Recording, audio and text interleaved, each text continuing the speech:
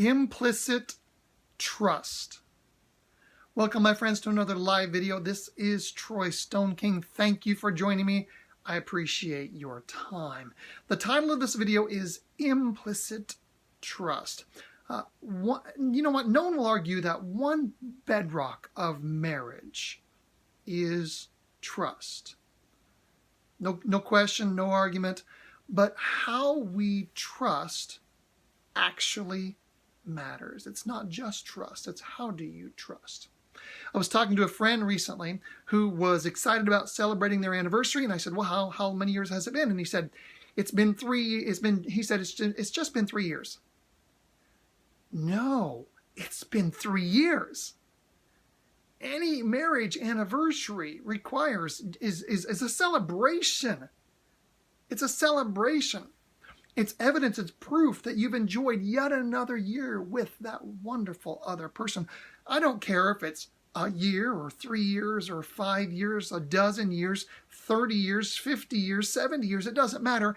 Every single anniversary requires a celebration. But we moved from that conversation of how many years they'd been married to the topic of trust, although we didn't use that exact word. And here's what we talked about. One of the main things that we need to know, that's required for a strong marriage, is that you have to know that your spouse has your back. You have to know that no matter what the topic is, when it comes down to it, your spouse wants your best, wants the best for you. Now, I'm making the assumption that you're in a relationship, that you're in a marriage with a person who actually does want your best. If that's not the case, then it's a topic certainly for another day. But in a strong marriage, you need to have the faith and trust that the person you're married to has your back, that they're for you, that they're with you, that they support you. And that because of those things, you should implicitly trust them. Let me tell you a story. Just before my lovely bride and I celebrated our 10th anniversary, so that's some time ago now for us, but just before my lovely bride and I celebrated our 10th anniversary, we were in a bit of a situation with where we lived. You see, we were renting a place that had been donated to a local nonprofit organization. And after the donation occurred, they said, okay, we want to allow people who work for our organization to live in this place, which wasn't unreasonable. And they gave us a good amount of time to try and figure out where we'd be moving to and such. And so we spent a lot of effort and resources finding and looking for another place to live in that area. We searched for quite a while. Houses, rentals, apartments, all kinds of places. We finally found what appeared to be the perfect place. It was closer to where I was working. The rent was fair. The person was a sweet Christian lady who we already knew, so we trusted her and such. And we were excited because it looked like it was going to be a great plan. I was on the way there, literally driving there, to put down the deposit and to sign the lease for this place.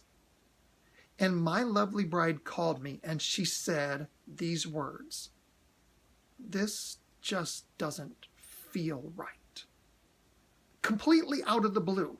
I mean, we had been talking about this particular place and discussing it and praying about it for a while. We had decided together this was the place to go. This was this was a good solution, a really good solution.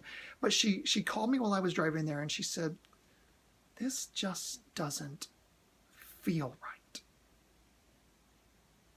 Here's the implicit trust.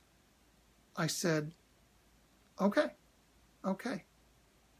You see, I know this woman. We've been married for nearly 10 years at that point. I loved her. I trusted her spiritual intuition. And when she said, "This just doesn't feel right," I said, okay, then this is not what we're going to do. Turned around the car, let the woman know, apologize. She was very, very understanding. That's implicit trust. I didn't ask my lovely bride 1,000 questions. I didn't say, is it money? Is it the place? Is it the location? What's the problem here? I just said, okay, because I trust her implicitly. And you know what? It was the right decision. It was exactly the right decision. Now, from my point of view, I'm a person of faith. This was something that God gave to her, told her this is not the right place. And it was exactly right.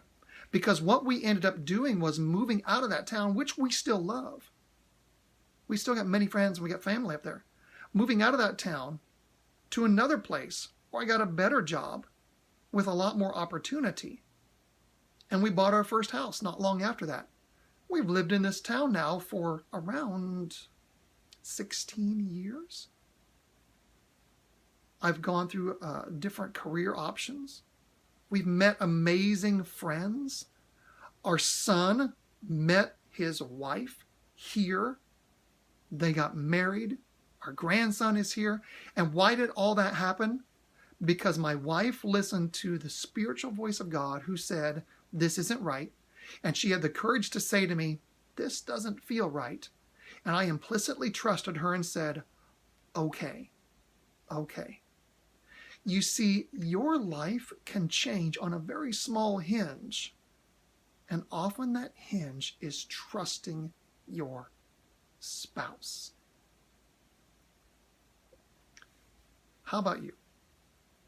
In your marriage, in your relationship, if your husband or wife came to you and said, this doesn't feel right, or I'm not sure this is the right path, or I think we should really do this. Is the trust that you offer filled with 1,000 questions? And there are times when it's appropriate to ask questions, but when it really comes down to it, if they say to you with strong belief, this is not the right thing, or this is the right thing, are you ready to just jump? Are you ready to just go with it? That's implicit trust. When your life can change on a dime by believing, by having faith in that other person. Trust with 1,000 questions, that's not trust. That's verification. Trust is when they say yes, when they say no. That's what you do. So what's your action step? Think about times when you've had the opportunity to trust your spouse. Talk to your spouse and say, have there been times in our marriage where you've said something and you had a strong belief and I questioned it in maybe an inappropriate manner? Ask for forgiveness for those times. And then make the commitment to do better with implicit trust in the future. Thank you, my friends, for taking the time to watch this video. The videos go up on the YouTube channel as well. That's youtube.com/Troy Stone King. Also, one other thing, I mentioned this briefly at the end of yesterday's video. I'm planning on putting together a class called How to Ask for a Raise and Usually Get It. I've got a series of steps that I followed over and over and over at different jobs, at different companies that have very consistently gotten me strong raises, and I'm going to be teaching that in a class. This class isn't ready yet. It's going to be a while, but if you have even a tiny interest in it, no commitment here, but if you're even slightly interested in it, I'm just kind of gauging where interest is at. Comment on this video about that, or drop me an email live@troystoneking.com, or just reach out to me in a private message. So thank you, my friends. I hope you have a wonderful rest of your day.